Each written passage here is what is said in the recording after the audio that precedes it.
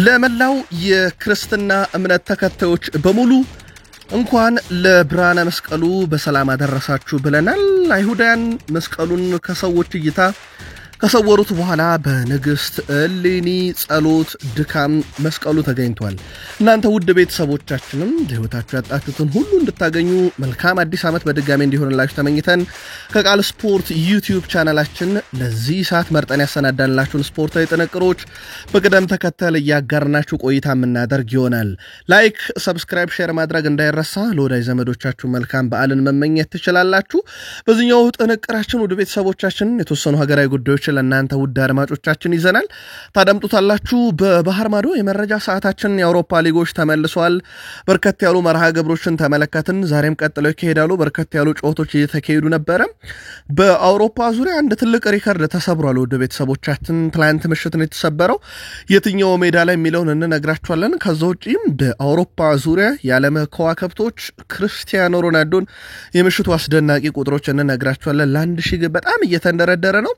በአጠቃላይ በአውሮፓ የመረጃ ሰዓታችን ዛሬም የሚደረጉ ትልልቅ ጨዋታዎችን ለእናንተ ውድ አድማጮቻችን በስፋት እያደረስን ቆይታ የምናደርግ ይሆናል። በፕሪሚየር ሊግ የመረጃ ሰዓታችን ላይ ታላላቆቹን የፕሪሚየር ሊግ ክለቦች እናነሳለን። ከዛ ውጭ ግን ዕለታዊ ቡድን ዜናችን ተካቷል። የፕሪሚየር ሊግ አንድ ክለብ አሰልጣኝ ሊቀይር የሚችልበት ሰፊ እድል እንዳለ እየተዘገበ ይገኛል። ታደምጡታላችሁ። በቢግ ሲክስ ክለቦች ሲቲ ቤት በርከት ያሉ አዳዲስ ዜናዎች አሉ። በስፋት እናነሳቸዋለን። ከቡድን ዜና ጋር አያይዘን የሲቲ ደጋፊዎች እስከ ፕሮግራማችን ፍጻሜ ቆዩ ብለናል። የቼልሲው አሰልጣኝ ማሬስካ ማስተባበያ ወይም ቅሬታ እያቀረብኩ አይደለም፣ ግን መፍትሄ እፈልጋለሁ ብሏል። የግብ ጠባቂም ጉዳይ በእርግጥ ለቼልሲ ፈተና ነው። ከዛ ውጭ ስለ አሌሃንድሮ ጋርናቾና ከጉዳት ጋር በተያያዘም ስለ ቼልሲ ዕለታዊ ቡድን ዜና ስለ ጨዋታም ዙሪያ በስፋት እናነሳለን። ቼልሲያንም ቆዩን። በሊቨርፑል ብዙ እድል የማይሰጠውም ግን በተሰጠው እድል ራሱን የሚያሳየውን ኬዛን ሳላና ፕሪሚየር ሊጉን እናነሳለን። በቡድን ዜና ሊቨርፑል ቤት ሰፋ ያለ ጥንቅር ይዘናል። ከዛ ውጭ ለሊቨርፑል ፈተና ስለሆነ አንድ አጋጣሚ እንነግራችኋለን። የሊቨርፑል የፕሪሚየር ሊግ አንደኝነትን ሊያስጠብቅ የሚችልበትንም ጨዋታ የተመለከተም ሰፋ ያለ ጥንቅር ለሊቨርፑላውያን ይዘናል። ማይክል አርቴታ በጉዳት ምክንያት አንድ የሚፈልጉት ቋሚ 11 አለ፣ እንመለከተዋለን እሱን ጉዳይ። ከዛ ውጪ ቪክተር ዮኬሬስ በፕሪሚየር ሊጉ አንደኛ የሆነበት ግን አርሰናል እንደ ቡድን አንደኛ ያልሆነበት ነገር አለ። ምናልባት ብዙ ማይክል አርቴታን ቅሬታ ያስነሳው ነው። ከዛ ውጪ ግን በአርሰናል በኩል ሰፋ ያለ ቡድን ዜና እናነሳለን። በሳምንቱ መጨረሻ ትልቅ የፕሪሚየር ሊግ ጨዋታ ካለባቸው ክለቦች ውስጥ አርሰናል አንደኛው እንደሆነ ይታወቃል። ዘንድሮ መፍራት አቁመናል ብለዋል ሩበን አሞሪም። ትላንት በለንደን ጎዳና ላይ ክትክት ብለው ሲስቁ ነበረ። ከማን ጋር፣ ለምን፣ እንዴት፣ ወዴት እየሄዱ ነው? ጉዳዩ በጣም አነጋጋሪ ሆኗል ማህበራዊ ትስስር ገጽ ላይ። ከዛ ውጪ በዩናይትድ በኩል አንድ መፍትሄ እየተፈለገለት ያለ የ400 ሚሊዮን ፓውንድ ጉዳይን እንነግራችኋለን። በጣም ትልቅ የሚባል ገንዘብ ነው። የዩናይትድን የቡድን ዜና እናነሳለን። ወደ ቀድሞ ክለቡ የሚመለሰውን የዩናይትድን ሰው ጨምሮ በማንቸስተር ዩናይትድ ዕለታዊ ቡድን ዜናችን እንደተጠበቁ ናቸው። ዛሬ በአውሮፓ ዙሪያ ጨዋታዎች፣ በርካታ ጨዋታዎች ማለት ነው እየተካሄዱ ይገኛሉ። እናንተ የምትደግፉት ክለብ እየተጫወተና ሊጫወት ከሆነ ቅድመ ግምታችሁና መልከታችሁን አድርሱን። ከጨዋታው በኋላ ከሆነ ደግሞ እንዴት ነበረ? ከዛ ውጭ ውድ ቤተሰቦቻችን ትላንት ምሽትስ የነበሩ ጨዋታዎች ዙሪያ መልከታችሁን አድርሱን። በድጋሚ ለመላው የክርስትና እምነት ተከታዮች እንኳን ለመስቀል በዓል በሰላም አደረሳችሁ ብለናል። ከቃል ስፖርት ዩቲዩብ ቻናል የሰዓቱ ጥንቅር ተጀመሩ። መልካም ቆይታ ተመኘን። የካፍ ኮንፌዴሬሽን ዋንጫ ቅድመ ማጣሪያ የመልስ ጨዋታ ከሊቢያው አልኢትሃድ ጋር ያደረገው ወላይታ ዲቻ ሽንፈት አጋጥሞታል። የመልስ ጨዋታውን ሊቢያ ላይ ያደረገው ወላይታ ዲቻ 3-1 በሆነ ውጤት ሽንፈት አጋጥሞታል። በዚህ ምክንያት ወላይታ ዲቻዎች ከውድድሩ ተሰናብተዋል። የጣና ንቦቹ የመጀመሪያ ጨዋታቸውን ባለፈው ሳምንት አዲስ አበባ አበበ ቢቂላ ስቴዲየም ላይ 0-0 አጠናቀቁ። ይህንም ተከትለው ወላይታ ዲቻ በድምር ውጤት 3-1 በሆነ ውጤት ተሸንፎም ወደ ቀጣዩ ዙር ማለፍ ሳይችል ቀርቷል። አልኢትሃድ ሁለተኛውን ዙር የግብፁን ክለብ አልመስሪን የሚያገኝ ይሆናል። ወላይታ ዲቻ የኢትዮጵያ ዋንጫን በስህተት ነው የተሸነፉት ተብለው ዋንጫውና ወደ ውድድሩ መድረክ እንዲመለሱ ከተደረገ በኋላ ከሁለት ጨዋታ በላይ ግን ጉዞ ማድረግ ሳይችሉ ቀርተዋል። ለማንኛውም ትላንትና በድምር ውጤት ወላይታ ዲቻ 3-1 ተሸንፎ ከውድድሩ ተሰናብቷል። ሌላኛው የሀገር ቤት መረጃችን የኢትዮጵያ ከዓመት በታች ሴቶች ብሔራዊ ቡድን ለዓለም ዋንጫ ማጣሪያ የመልስ ጨዋታ ወደ ኬንያ ያመሩ ሲሆን ናይሮቢ ሲደርሱ በኬንያ የኢትዮጵያ ኤምባሲ አባላት ደማቅ አቀባበል አድርገውላቸዋል። ቡድኑ በናይሮቢ እንግዲህ ልምምዱን ጀምሯል። በጣም ወሳኝ የሚባለ ጨዋታ ያደርጋል። ከዚህ ጨዋታ ጋር በተያያዘም ተከታታይ መረጃዎችን እናደርሳቸዋለን። ለኢትዮጵያ ከዓመት በታች ሴቶች ብሔራዊ ቡድናችን ለዓለም ዋንጫ ማጣሪያ መልካም ዕድል እንዲገጥማቸው ከቃል ስፖርት ዩቲዩብ ቻናል ተመኘን። በድጋሚ ቃል ስፖርት ዩቲዩብ ቻናል ላይ ናችሁ። ወደ ባህር ማዶ ወዳገኘናቸው ተጨማሪ ስፖርታዊ ጥንቅሮቻችን ደግሞ እንሻገር። መልካም ቆይታ ተመኘን። ትላንት በጀርመን ቡንደስሊጋ የአምስተኛ ሳምንት አንድ መርሃ ግብር ተመለከትን። ባየር ሙኒክን ከወርደር ብሬመን ያገናኘ ጨዋታ ነበረ። የሃሪኬን 100ኛ ግብ የተገኘበት ጨዋታ ማለት ነው። የዲያዝ ግብ ትንሽ ለእይታ መጀመሪያ አከራካሪ ነበረች። የተመዘገበችው በታህ ነበረ።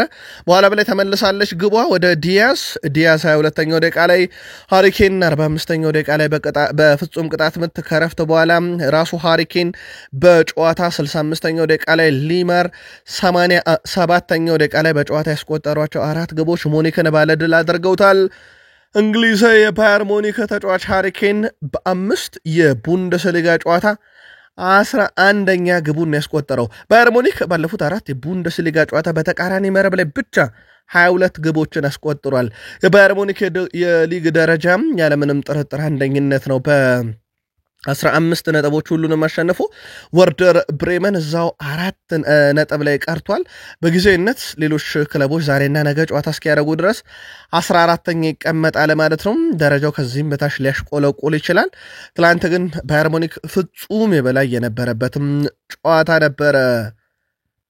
ሃሪኬን በስተመጨረሻም በአውሮፓ ዙሪያ አዲሱን ክብረ ወሰን ከክርስቲያኖ ሮናልዶና እንደዚሁም ከኤርሊንግ ብሮት ሃላንድ ተረክቧቸዋል። ሃሪኬን በአውሮፓ 5 ታላላቅ ሊጎች ላይ በፍጥነት 100 ግቦች ላይ በመድረስ በ21ኛው ክፍለ ዘመን አንድም የሚስተካከለው ተጫዋች የለም። ክርስቲያኖ ሮናልዶና እንደዚሁም ኤርሊንግ ብሮት ሃላንድ 100 ግቦች ላይ ለመድረስ ያስፈለጋቸው የጨዋታ ብዛት 105 ነበረ። ሃሪኬን ግን በአንድ ጨዋታ ዝቅ አድርጎት በ104 ጨዋታ የ21ኛው ክፍለ ዘመን ፈጣኑ ተጫዋች ሆኗል 100 ግቦች ላይ ለመድረስ። ትላንትና በአውሮፓ ዙሪያ ከተወሰደው ሪከርድ ውስጥ አንደኛው ነበረ። ቀጣይ በአውሮፓ ዙሪያ ይህንን ሪከርድ ማን ሊያሻሽለው ይችላል የሚለው ይጠበቃል። እንግዲህ በሃሪኬን ደረጃ በጣም አስገራሚ ሆኗል። ባየር ሙኒክ በ104 ጨዋታ 100 ግቦች ላይ ደርሷል። ምናልባት የቀጣይ ታዳጊ ተጫዋቾች ክለብ ሲቀይሩ ለአንድ ክለብ ይህን በማድረግ የሃሪኬን ሪከርድ ከወሰዱ ምናየው ይሆናል። አሁን ላይ ወደ ፕሪሚየር ሊግ ስለመመለስ አላስብም ብሏል ሃሪኬን። እንግሊዛዊ የፊት መስመር አጥቂ ሃሪኬን በአሁኑ ሰዓት ወደ እንግሊዝ ፕሪሚየር ሊግ ስለመመለስ እያሰበ አለመሆኑን ገልጿል። ስሙ ወደ እንግሊዝ ፕሪሚየር ሊግ ከመመለስ ጋር ተያይዞ ሃሪኬን የተነሳውን ጥያቄም አስተባብሎታል። አሁን ላይ ስለመመለስ እያሰብኩኝ አይደለም፣ እዚሁ በጀርመንና በባየር ሙኒክ በጣም ደስተኛ ነኝ ብሏል። እዚህ ቀሪ 2 ዓመት ኮንትራት አለኝ፣ እያንዳንዱን ቅጽበት እየተደሰትኩበት ነው ብሏል ሃሪኬን።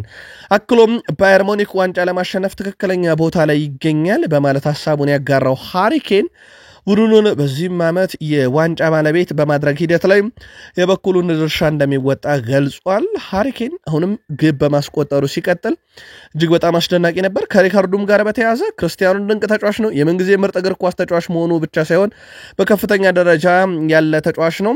እናም ከሱ ይህንን ሪካርድ መውሰዴ ለእኔ ትልቅ ዕድልም ነው ሲል ተደምጧል።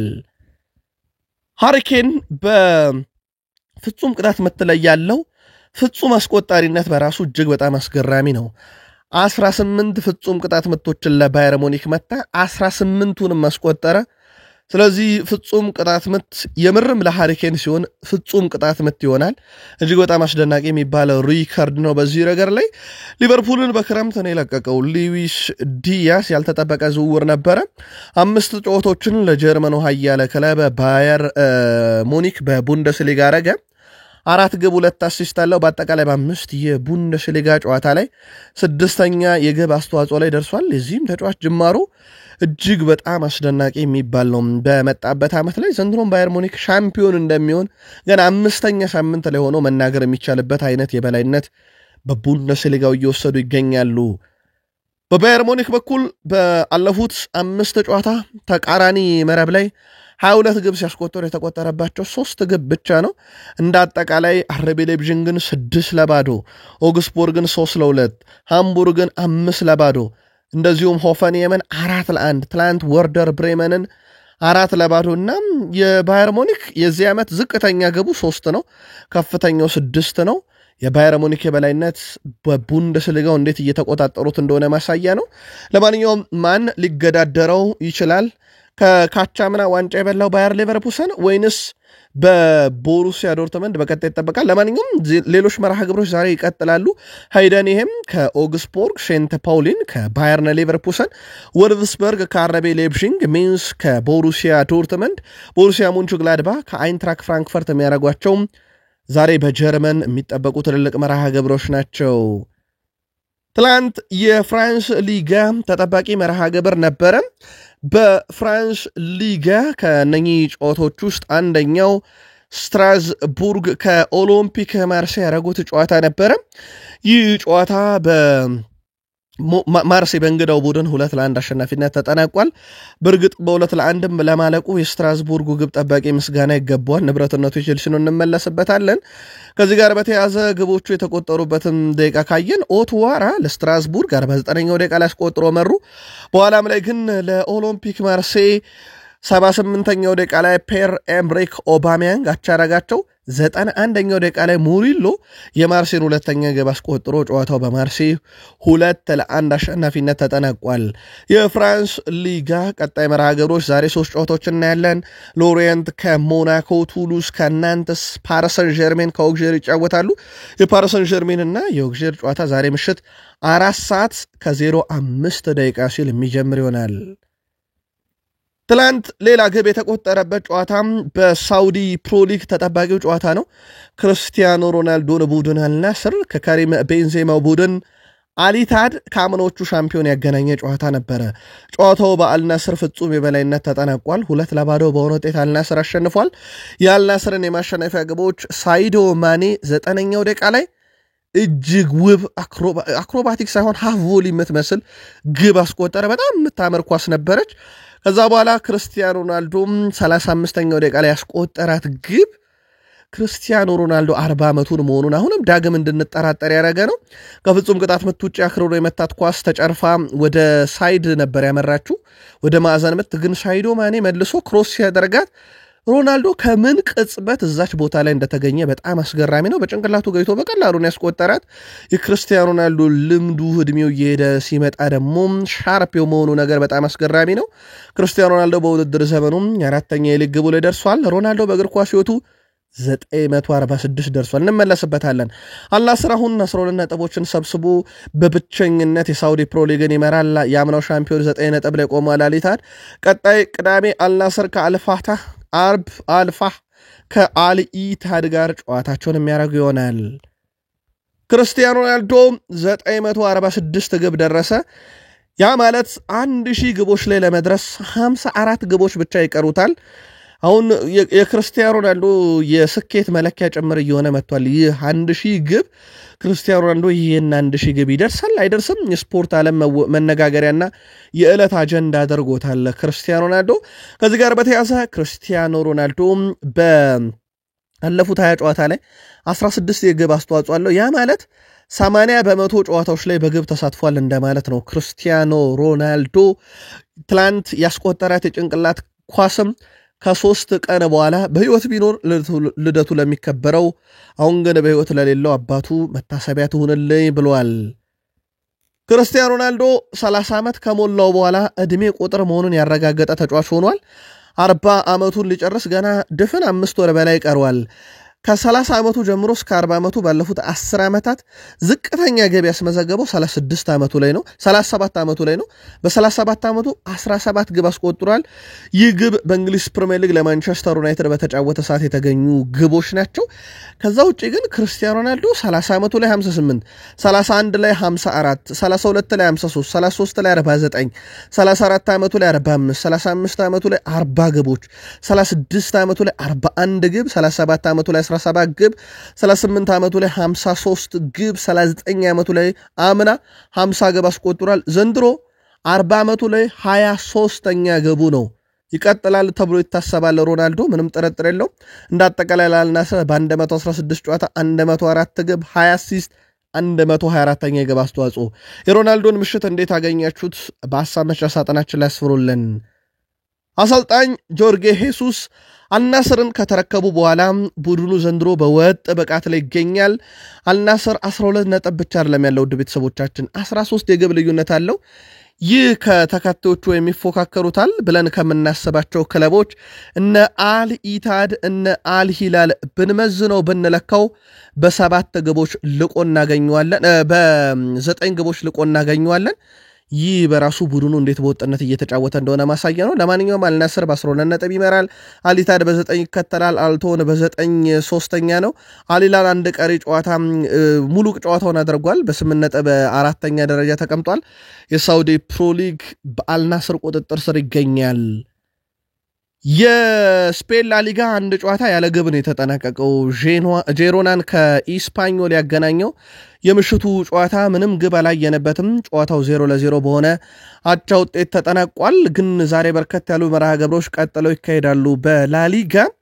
ሄታፌ ከሌቫንቴ አትሌቲኮ ማድሪድ ከሪያል ማድሪድ ማሎርካ ከዲፖርቲቮ አላቬዝ ቪላሪያል ከአትሌቲኮ ቤልባኦ ዛሬ በስፔን ምድር የምንጠብቃቸው ትልልቅ መርሃ ግብሮች ናቸው ከነኚህ ጨዋታዎች ግን አንዱና ትልቁን የማድሪድ ደርቢን ጨዋታ እንመልከት ግን ይህ ጨዋታ ስንት ለስንት ይጠናቀቃል የሚለው እናንተ በሐሳብ መስጫ ሳጥናችን ላይ ቀድመ ግምታችሁን አድርሱን ጨዋታውን ግን አጠር አድርገን እንመልከተው ዛሬ በሜትሮፖሊታኖ ስቴዲየም ያው ብዙ ጊዜ የአጋር ስሞች ከፊት ይቀድማል ግን ዋና ስሙ ሜትሮፖሊታኖ ስቴዲየም ነው በዚህ ስቴዲየም ላይ አትሌቲኮ ማድሪድ ከሪያል ማድሪድ ፍልሚያቸውን የሚያደርጉ ይሆናል ባለሜዳው አትሌቲኮ ማድሪድ ባለፉት ወደ 7 የሚጠጉ ጨዋታዎች ውስጥ ሁለቱን ድል ያደረገ 3ቱን አቻወጥቶ ሁለቱን የተሸነፈ ቡድን ነው በሪያል ማድሪድ በኩል በሁሉም መድረክ 7 ጨዋታ አድርጎ 7ቱንም በደል ያጠናቀቀ ነው በሁለቱ ክለቦች መካከል የስኳድ ገንዘብ ወይም ወጪ የማድረግ አቅም እምብዛም ልዩነት የለውም ከ200 ሚሊዮን ዩሮ አይበልጥም በአትሌቲኮ ማድሪድ በኩል ያለፉት 5 ጨዋታዎች ብቻ ነጥለን ካየን ደግሞ 2 ድል 2 አቻ 1 ሽንፈት በሪያል ማድሪድ በኩል ባለፉት 5 ጨዋታ ምንም ሽንፈት የሚባል ነገር የለም የእርስ በርስ ግንኙነት ሪያል ማድሪድ 118 ጊዜ አትሌቲን አሸንፎታል አትሌቲኮ ማድሪድ 63 ጊዜ ነው ሪያል ማድሪድን ያሸነፈው 63 ጊዜ ደግሞ አቻ ወጥተዋል የመጨረሻ 4 ግንኙነት ነጥለን ካየን ሪያል ማድሪድ አንድ ያሸንፏል አትሌቲኮ አንድ ያሸንፏል 2 ጊዜ 1-1 በሆናቸው ውጤት ጨዋታቸውን አጠናቀዋል ዛሬስ የሜትሮፖሊታኖን ስቴዲየም ጨዋታ ማን በበላይነት ይወጣዋል ቀድመ ግምታችሁን አድርሱን በጣሊያን ከዛሬ ጀምሮ ነው ጨዋታዎች የሚደረጉት በሳምንቱ አጋማሽ በርካታ የኮፓ ኢታሊያ ጨዋታዎች ስለነበሩ ከዛሬ ነው ጣሊያን ሴሪ የሚጀምረው ዛሬ የምንመለከታቸው በርካታ ያሉ ጨዋታዎች 3 ናቸው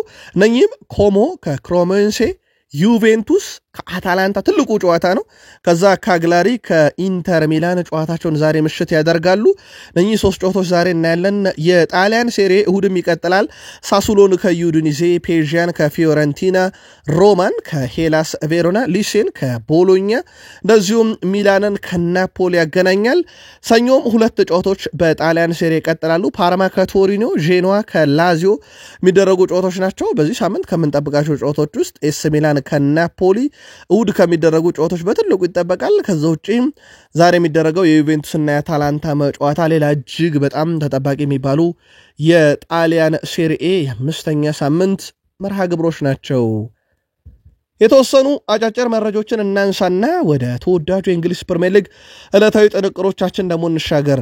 አስቀድመን የተወሰኑ መረጃዎችን ስናይ ከሰሞኑ የባሎን ዶር ሽልማት ድምፅ አሰጣጥ ይፋ ይደረጋል ተብሎ ሲጠበቅ ነበር። ትናንትና ይፋ ተደርጓል። እንዴት ያለ ድምፅ ተገኘ በሚለው ላይ የባሎን ዶር አዘጋጅ ይፋ ባደረገው ድምፅ መሰረት ኦስማን ዴምቤሌ 1380 ነጥቦችን ሲያገኝ፣ ሁለተኛው ወጣው ላሚን ያማል 1059 ነጥብ አግኝቷል። ወደ 319 አካባቢ እንደማለት ነው ልዩነቱ።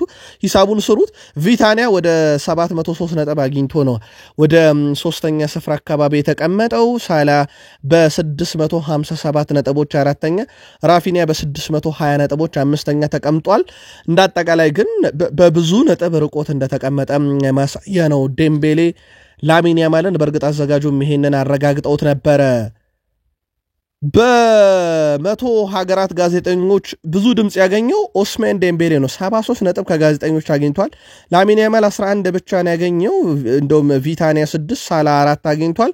ከዛ ውጪ ኦስማን ዴምቤሌ በየትኛውም የጋዜጠኛ ድምፅ ከአምስተኛ በታች አልተቀመጠም።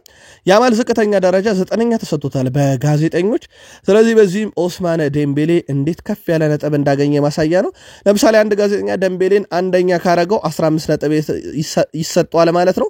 እንደዛ እያለ ከ1 እስከ 15 ያስቀመጡት ነጥብ ይሰጣል። ለአብነት ያክል አንድ ጋዜጠኛ አንደኛ ያስቀመጠው 15 ነጥብ፣ ሁለተኛ ያስቀመጠው 12 ነጥብ፣ ሶስተኛው 10 ነጥብ እያለ 10ኛው 1 ነጥብ ያገኛል። ስለዚህ አንደኛ ብዙ ጊዜ ስለነበረ ኦስማን ዴምቤሌ ባሎን ዶሩን እንደሚወስዱ አንደኛ ማሳያ ተደርጎ ሊወሰድ ይችላል። ምናልባት ከባሎን ዶር ጋር በተያያዘ ፔድሪ 124 ነጥብ ብቻ ነው የተሰጠው። በጣም ዝቅተኛ የሚባል ነው። ክቫራትስኬሊያን 123 ነጥብ፣ እንደዚሁም ቬኒሺየስ ጁኒየር 51 ነጥብ ብቻ ነው ያገኘው። ሌዋንዶስኪ 49 ነጥብ፣ ቤሊንጋም 21 ነጥብ፣ ሃላንድ 18 ነጥብ አግኝተው ነው ያንን ደረጃ ይዞ ያጠናቀቁት። ከሞላ ጎደል በባሎን ዶር ሽልማት ዙሪያ ለተጫዋቾች የተሰበሰቡ ነጥቦች ድምር በእንደዚህ አይነት መልኩ ነበር የተጠናቀቀው። ዶኒ ቫን ደ ቢክ ዩናይትድ ከመጣ በኋላ የተቸገረው ነገር በጉዳት ምክንያት ለዩናይትድ ግልጋሎት አለመስጠት ነበረ። የአክሱ ቫን ደ ቢክ ግን እጅግ በጣም የተለየ ነው። ዶኒ ቫን ደ ቢክ ከሰሞኑ ጉዳት እንዳጋጠመው ነግሬያችሁ ነበረ።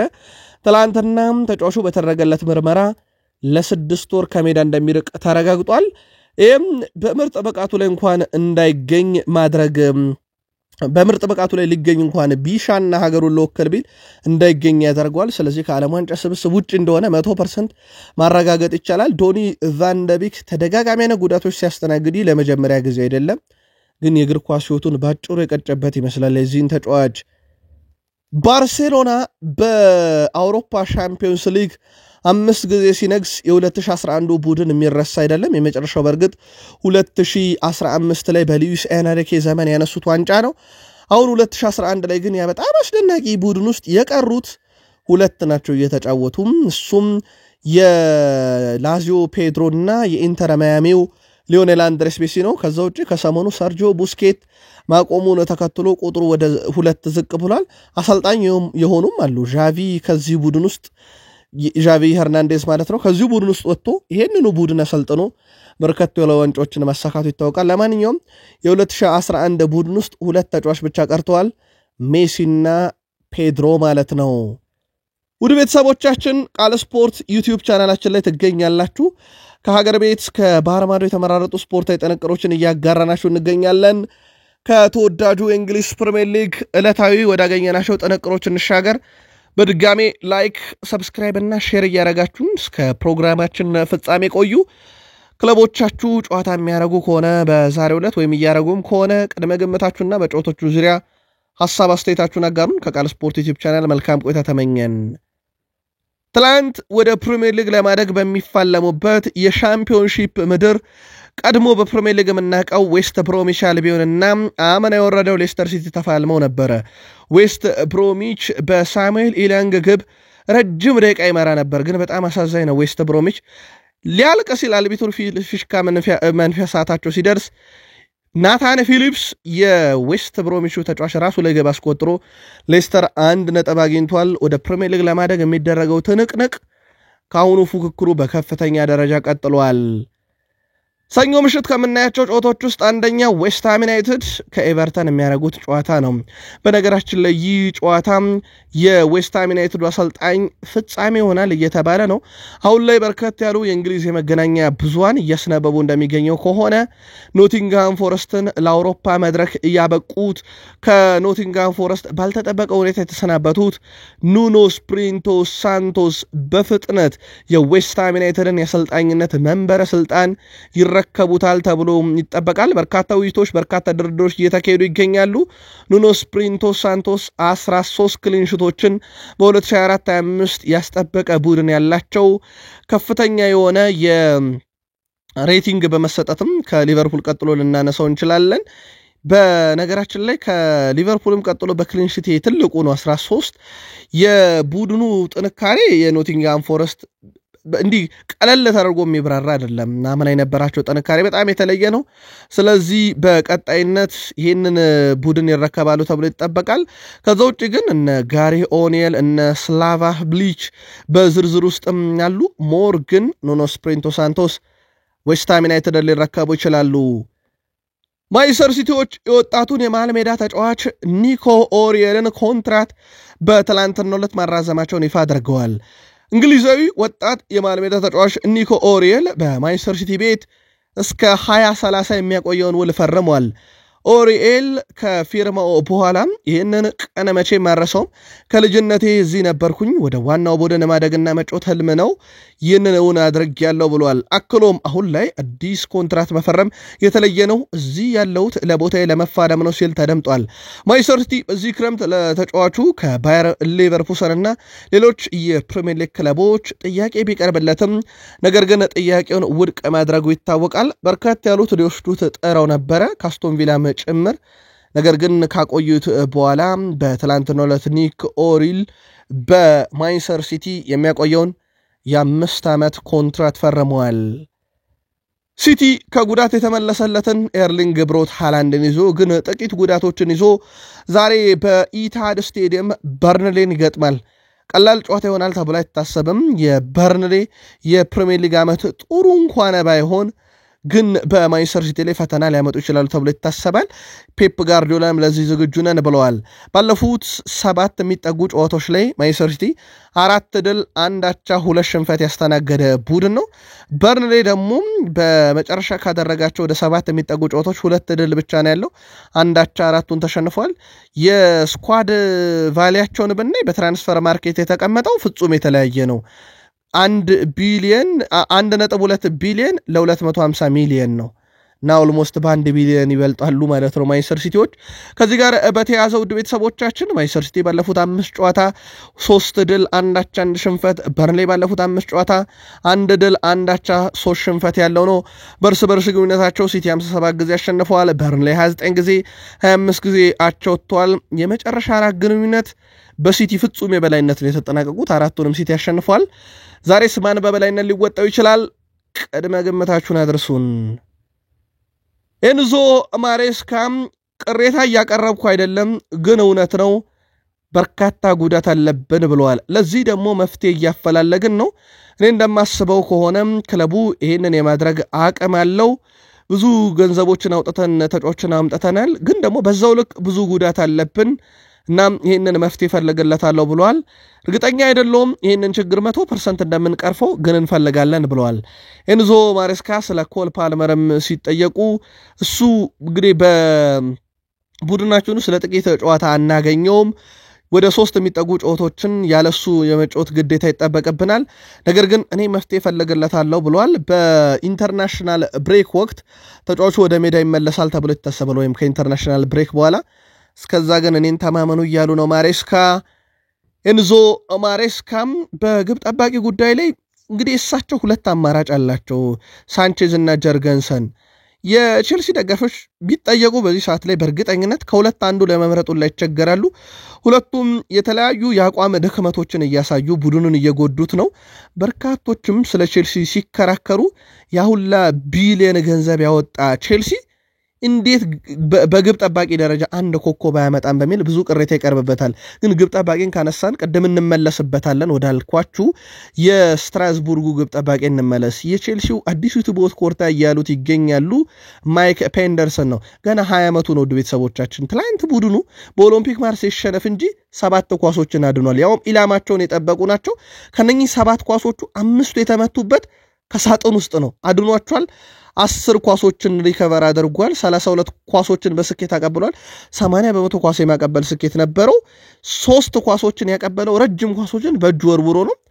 ምንም እንኳን ስትራስቡርግ ትላንት ይሸነፍ እንጂ የቼልሲ ንብረት የሆነው ማይክ ፔንደርስ ግን ምናልባት አሁን ካሉት ከሳንቼዝም አሁን ካለው ከጀርገንሰንም የተሻለ ብቃት ላይ ይገኛል። ምናልባት በቀጣይ ይህንን ግብ ጠባቂ ራሱ ማምጣት ሊያስቡበት ይገባል እየተባለ ነው። ከዘ አትሌቲክ ላይ ነው ይህንን መረጃ ያገኘ ነው። በጉዳት እየታመሰ የሚገኘው ቼልሲ ቤት ምናልባትም ጆሽ ቺፖንግ ወደ ቋሚነት ተመልሶ ሊጫወት የሚችልበት ሰፊ ዕድል አለ። አንደኛው ማሬስካም እንደ መፍትሄ ወስዱታል ተብሎ ስሙ እየተነሳ ከሚገኙ ተጫዋቾች ውስጥ ጆሽ ቺፖንግ ይጠቀሳል። ዌስሊ ፎፋና ስለ አዲስ ፈራሚ አሌሃንድሮ ጋርናቾ ይናገራል። እሱ በጣም ጥሩ ነው፣ በየቀኑ እዚህ ደስተኛ ሆኖ ተመልክተናል። ምክንያቱም ምርጥ ተጫዋች ነው፣ ለዚህ ቡድን ይጫወታል፣ ለዚህ ቡድን በመጫወቱም በጣም ደስተኛ ነው። በእርግጠኝነት በተጫዋቹ ብቃት ላይ የስኬት ነገሮችን አይተናል በማንቸስተር ዩናይትድ፣ ያንን እዚህ ደግመዋል እያለ ይገኛል። አሁን ከሁላችንም ጋር ጓደኛ ሆኗል፣ ቀስ በቀስ እየለመደ ይመጣል። ገና እንደኔው ወጣት ነው፣ በተመሳሳይ ዕድሜ ላይ እንገኛለን። ያ ደግሞ በቡድን ውስጥ መግባባት እንዲፈጠር ያደርጋል። ብዙ ወጣት ተጫዋቾች ቼልሲ ውስጥ አሉ። ያም እሱን በጊዜ እንዲላመድና ጋርናቾን በማንቸስተር ዩናይትድ ካየነው በላይ በቼልሲ እንድናየው ያደርገናል ብሏል ዌስሊ ፎፋና። አሌሃንድሮ ጋርናቾ በማህበራዊ ትስስር ገጽ ላይና በተለያዩ አጋጣሚዎች ላይ ግን ተቃውሞ እየበረታበት እንደሆነ ይታወቃል። በሊንኮን ሲቲ ጨዋታ ላይ ከበድ ያለ ተቃውሞ ከተቃራኒ ቡድን እንደገጠመው እናስታውሳለን። ስታንፎርድ ብሪጅ ብራይተን ከቼልሲ ምናልባት እንደ በርካቶች ምልከታ ብራይተን ተጫዋቾች ዛሬ በወጥ ብቃት ይጫወታሉ። ምክንያቱም ቼልሲን ለማማለል ቀጣይ ጥርና ክረምት ለቼልሲ ለመጫወት ራሳቸውን የሚያሳዩበት ጨዋታ እየተባለ ነበር። ግን ለቼልሲ በየትኛውም አጋጣሚ ቀላል ጨዋታ አይሆንም። ቼልሲ ከብራይተን በሚያደርጉት ጨዋታ ላይ ቼልሲ ባለፉት ፕሪሚየር ሊግና የአውሮፓ መድረክ አጠቃላይ ወደ 7 የሚጠጉ ጨዋታ 3 ድል አለው፣ 2 አቻ 2 ሽንፈት። ብራይተን ኤንድ ሆቭ አልቢዮን ተመሳሳይ ነው ያለው፣ 3 ድል 2 አቻ 2 ሽንፈት ገጥሞታል። የቼልሲ ቡድን ባለፉት 5 ጨዋታ ብቻ ነጥለን ካየ 2 ድል 2 ሽንፈት 1 አቻ። በብራይተን ኤንድ ሆቭ አልቢዮን በኩል 3 ድል 1 ሽንፈት 1 አቻ። ተመሳሳይ አይነት ቅርጽ የሚመስል ነገር አላቸው ሁለቱ ቡድኖች።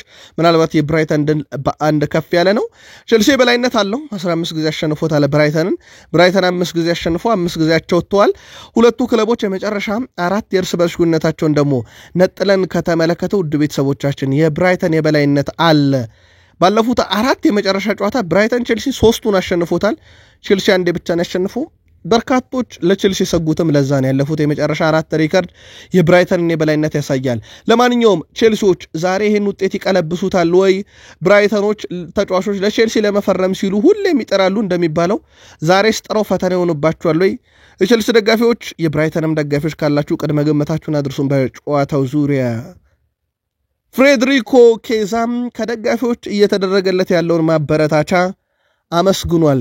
ብዙ እንድሰራ ኃላፊነትን የጣሉብኝ ብሏል የሊቨርፑል ደጋፊዎችን።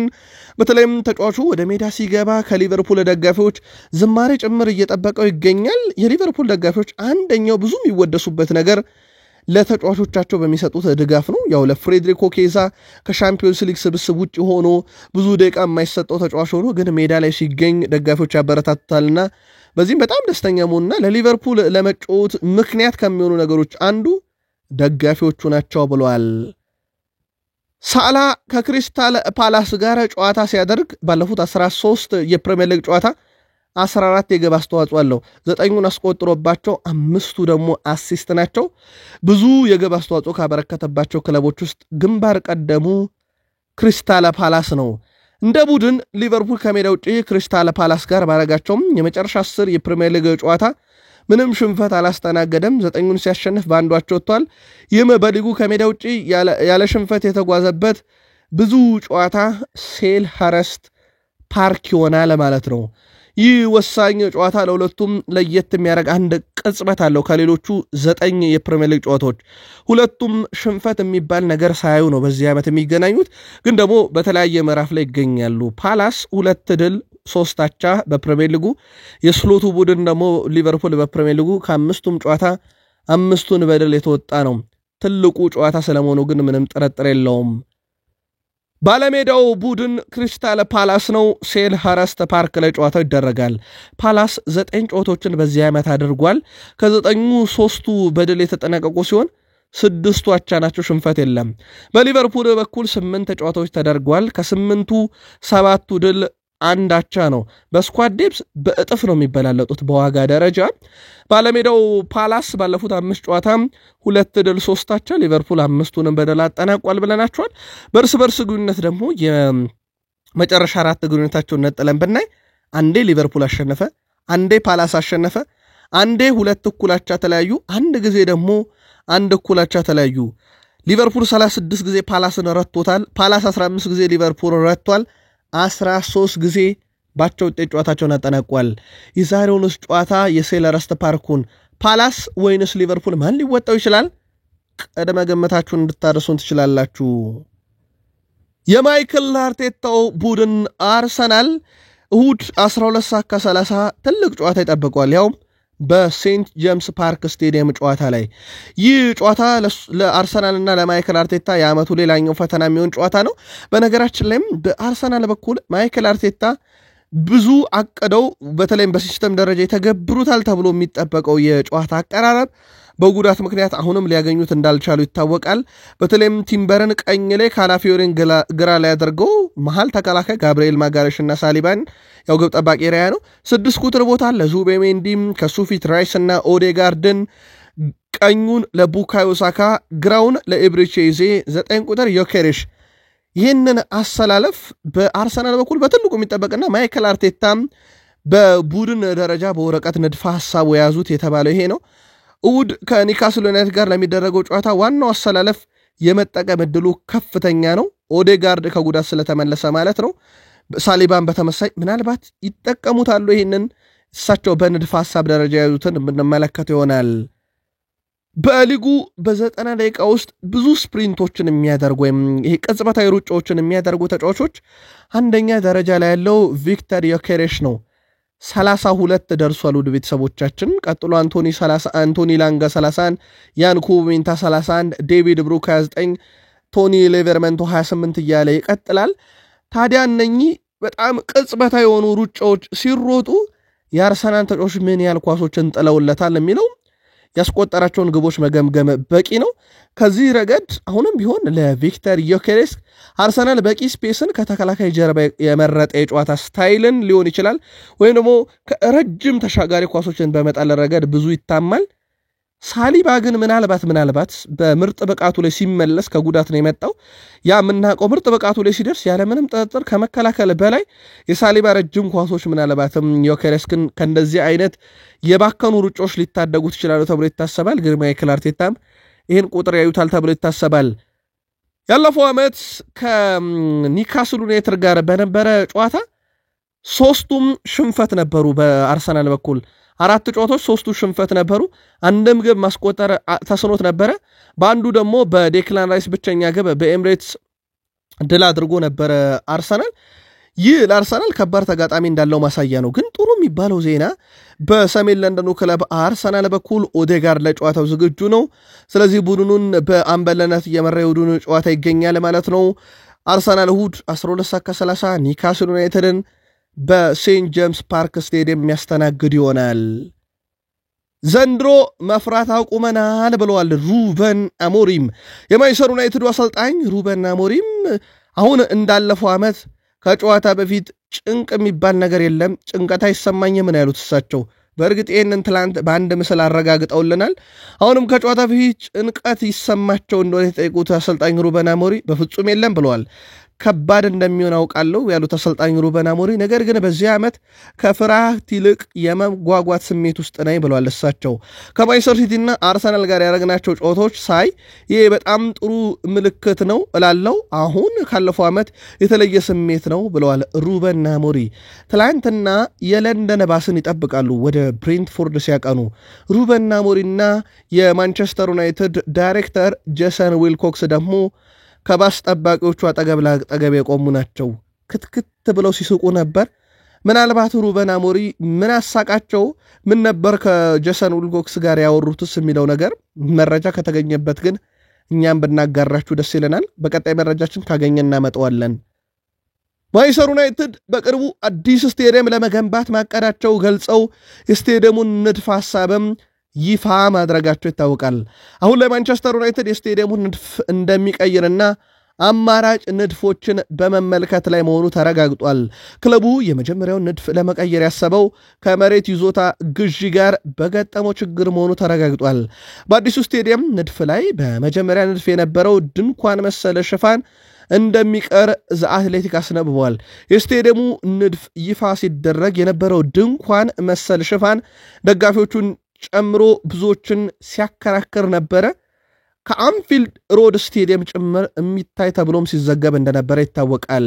የስቴዲየሙ ንድፈ ሐሳብ ታዲያ ብዙ ክርክር ካስነሳ በኋላ ማንቸስተር ዩናይትድ ለስቴዲየም መገንቢያ አስፈላጊ መሬት ለመግዛት ንግግር ላይ ሲሆን የመሬቱ ባለቤት ተቋም 400 ሚሊዮን ፓውንድ ጠይቋል። ይህንም ተከትሎ ክለቡ በቦታ ጥበት ምክንያት ስቴዲየሙ የነበረውን ድንኳን ምሰሶ ከስቴዲየም ውጪ ሰፊ ቦታ ስለሚወስድ ከንድፉ ለማውጣት መወሰኑ ተነግሯል። ስለዚህ ኦልድ ትራፎርድ ከአንፊልድ ሮድ ስቴዲየም ሆኖ መታየቱ ይቀራል ማለት ነው። ግን የስቴዲየሙ ግንባታ አልቀረም ማለት ነው። ውድ ቤተሰቦቻችን ብሬንትፎርድን የሚገጥመው የማንቸስተር ዩናይትድ ስብስብ ውስጥ ባይንደር፣ ላንመንስና ሂተን፣ ተከላካይ ሄቨን፣ ዩሮ፣ ሊዮን፣ ዴሌይት፣ ዳሎት፣ ማጓየር፣ ፍሬድሪክሰን፣ ዶርጉሾ፣ አማካኝ ኡጋርቴ፣ ፈርናንዴዝ፣ ማውንት፣ ኮቢ ሜኖ፣ አጥቂ ኩናሃ፣ ዜርኪስ፣ ሴሽኮ፣ ብሪያን እምቤሞ ተገኝተዋል። ብሪያን እምቤሞ ለመጀመሪያ ጊዜም ብሬንትፎርድ ጌት ኮሚኒቲ ስቴዲየም መለያ ቀይሮ ይጫወታል ማለት ነው። የብሬንትፎርድ አለቃ የሆኑት ኬት አንድሪውስ በሰጡት ጋዜጣዊ መግለጫ ስለ ማንቸስተር ዩናይትድ ወቅታዊ ሁኔታን ስለ ብሪያን እምቤሞም አንዳንድ ነገር ይላሉ። ዩናይትድ በጣም ምርጥ የሚባል ስብስብን ይዟል። በግላቸው የሚጫወቱበት ግልጽ አቋም አላቸው። አንዳንድ ጥሩ ጥራት ያላቸው ተጫዋቾች ወደ ቡድኑ ተቀላቅለዋል እና ከኛ ክለብ እነሱን መቀላቀል የቻለም አንድ ተጫዋች አለ ብሪያን እምቤሞ ብለዋል። በዚህ ውድድር ዓመት ሲያደርጉ የነበሩትን ጨዋታዎች ተመልክቻለሁ። እንዲሁም ባለፈው የውድድር ዘመን 4-3 ያሸነፍነውን ጨዋታ ተመልክቻለሁ። እንደ ኤምቤሞ፣ ኩናሃና ሴስኮ አይነት ጥራት ያለው የፊት መስመር ያለው ቡድን አምጥተዋል። ስለዚህ ጥንቃቄው ካምናው ከፍ ያለ ነኛ ብለዋል። ባሳለፍነው የውድድር ዘመን ከኛ ጋር ባደረጉት ጨዋታ የተጠቀሙትን የጨዋታ ሲስተም አሁን ላይ እንዴት እንደቀየሩት ተመልክተናል። እኛም እንቀየራለን ብለዋል ኬት አንድሪውስ። የቀድሞ የአሰልጣኝ ቡድን ስታፍ አባል ግን አሁን ቶማስ ፍራንክን ተክተው የቡድኑ ዋና አሰልጣኝ። የምሳሳቱ ጨዋታ ጌት ኮሚኒቲ ስቴዲየም ላይ ሲደረግ ብሬንትፎርድ ዩናይትድን ይገጥማል። ብሬንትፎርድ ባለፉት 7 ጨዋታ 2 ድል 2 አቻ 3 ሽንፈት፣ ዩናይትድ ባለፉት 6 ጨዋታ 2 ድል 2 አቻ 2 ሽንፈት። በስኳድ ዴፕዝ ዩናይትድ በእጥፍ አካባቢ በልጠዋል ብሬንትፎርድን። ባለሜዳው ብሬንትፎርድ ባለፉት 5 ጨዋታ 1 ድል 2 አቻ 3 ሽንፈት፣ በዩናይትድ በኩል 2 ድል 2 አቻ 1 ሽንፈት። በአንጻራዊነት ካየነው የዩናይትድ ሳምንታት የተሻሉ ናቸው።